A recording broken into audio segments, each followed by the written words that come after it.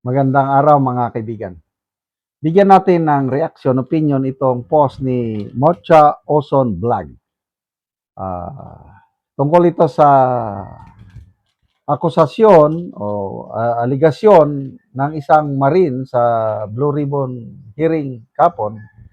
Binanggit niya si Father Flavi Villanueva. Ito, kalagay dito, Father Flavi, pinadalan ko ng pera. Pinadalan ko ng pera, isang sobre at isang maleta. Nakasuot si Father Flavi ng pangpare, ex-marine. Narinig ko rin ito kapon, hindi ko na malala kung sino sa kanilang Brave 18. Klaro sa kanyang salaysay, nagpadala siya. So, ang tanong is, anong reaksyon ni Father Flavi dito? Meron na ba siyang reaksyon? As of now, wala pa akong namomonitor. Kasi marami nang nagre-react. Soto, illegal yan. Ano pa? Tulpo, sinungaling yan. Paninira. Adyong, wala akong natanggap. Ano pa? Gerbil Luistro, wala, paninira yan. Sino pa ba yung mga na-monitor ko? Kanya-kanya nang deny. So, nagtataka ako, ito kay Father Flavi, pati si Congresswoman Dilima, dating Congresswoman Franz Castro, binanggit yun. So, inintay ko ang kanilang mga pahayag, lalo na dito kay Father Flavi, kasi nga ang ingay niya. Diba?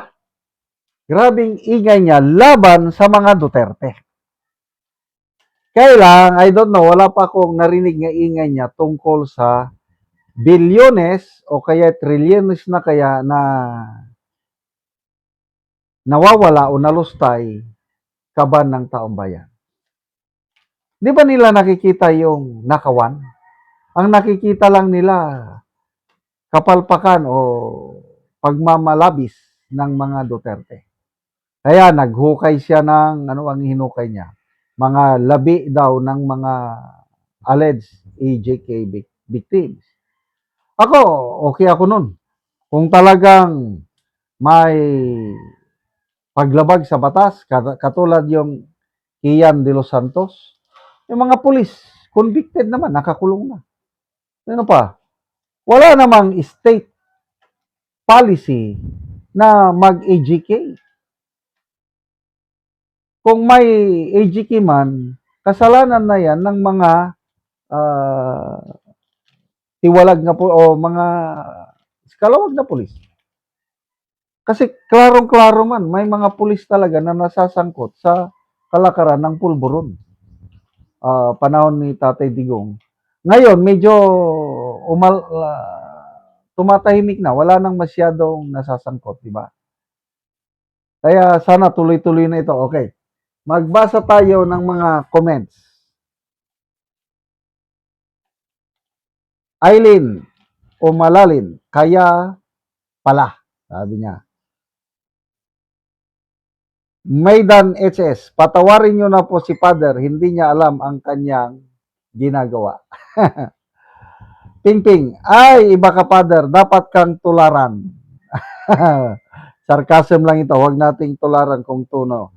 Police Marge, kaya pala maingay si Father, isa siya pinakamaingay.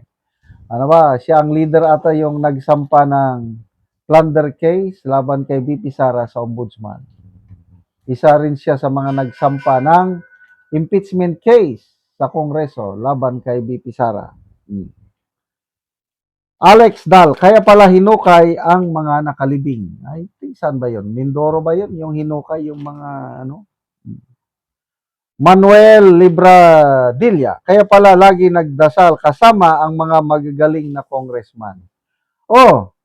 Yung magmisa sila sa Kamara last year at ngayon, yung dinasalan nila yung articles of impeachment. Sana magbunga, pakinggan ng Diyos ang mga dasal nila. Beth Briones, kaya pala ngaw-ngaw ng ngaw-ngaw. Pajaron, sabi niya, Padre Damaso. Angeles Mechanic, kaya todo aksyon ang paring ito. Lumabas ang ability. Okay, speaking of ability, ang ganda pa naman yung award niya na Ramon Magsaysay Award. Mahirap yan, prestigious award yan dahil sa pagtulong niya sa mga pobre, mga nangangailangan. Nasayang, dito lang kasi na napasok na siya mismo ng politika. Sana kung mag-focus lang siya sa pagtulong ng mga pobre, okay naman yung biktima ng inustisya, pwedeng tulungan. Kailang, parang opinion ko lang ito, parang sumusobra. Galit sa mga Duterte, doon lang siya nakapokus, but wala siyang salita, wala siyang pagpuna sa nangyayari sa Marcos Jr. administration. Nagbulag-bulagan, yan po ang sana patas. Kasi pwede ang mga religious leaders magsalita kasi pakikinggan sila. Kaya lang nakakalungkot dahil mga religious leaders natin, mga obispo natin, pare, nagsasalita karamihan laban kay BP Sara, laban sa mga Duterte. How about, bibihira lang yung nagsasalita laban sa korupsyon. Example, Father Siano sa Cebu. And then yung obispo ng Cebu, Father Oy. Ang ganda yung salita niya. Dapat, yung flood control hearing, huwag niyong piliin. Dapat lahat, imbestigahan. Hindi yung parang may pinagtatakpan at meron lang tinatarget. Yun ang sabi ng bishop ng Cebu, Bishop Oy. Yun ang tama. Ay, yung karamihang bishop, wala na lang. Puros Duterte lang ang nakikita, impeachment lang nakikita, flood control scandal, tahimik sila. Salamat mga kaibigan sa inyong pagsubaybay sa channel nito. Nakakatulong kayo ng malaki sa tribong talanding ng Bukidnon dahil ang sweldo natin sa channel nito is pantulong po sa tribo. Namimigay tayo ng libreng yero at pako para makapagpatayo sila ng mas maayos na tirahan. Panoorin ninyo ang video na ito. Karon ni anak ko sa balay sa natabangan na mo og yero. So mo na yung itsura sa iyang atop, ng mga dagko na og buslot.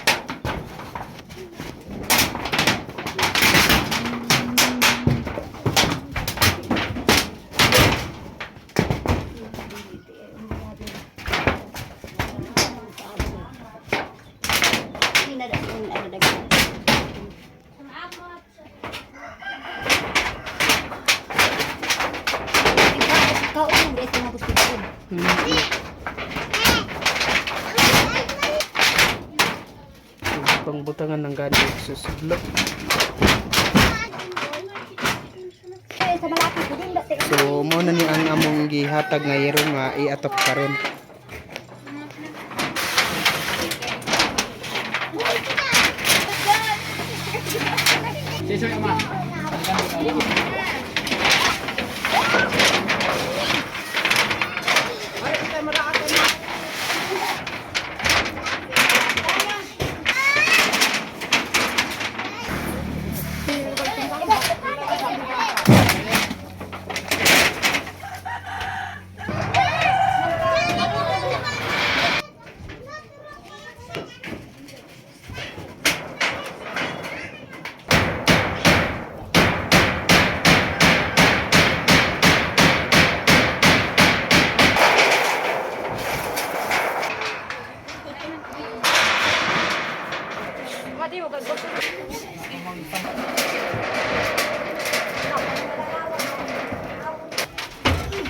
O karon managed sa pag-atop ang ginatabang nga yero, so makita nato nga nag-atop na gid sila sa ilang balay.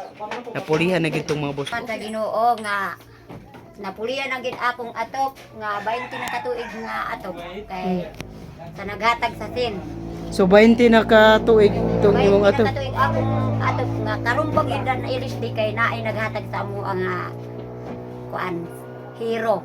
Wala pa sa nagtabang sa amo nga dili pag yun mi magkaatop kay ang among kintaan kulang pa sa among pagkaon. So salamat kay ante. Salamat kaayo gyud.